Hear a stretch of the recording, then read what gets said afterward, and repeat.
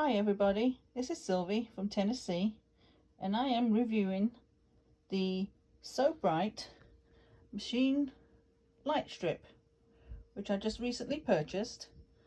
This is the lighting I have right now on my sewing machine. As you can see, it's not too bright.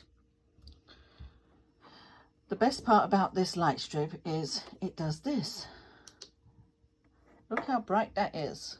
So the best part I like about it is how bright it is, and also this little switch here that I can dim it higher or lower. Right now is at its full force, but I'm getting ready to dim it down and show you how low it can go.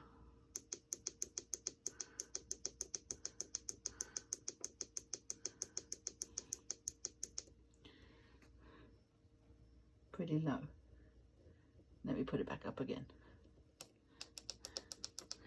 I purchased this for a reason, because my sewing machine is old. It's about 25 years old, and the original light on it is not too bright.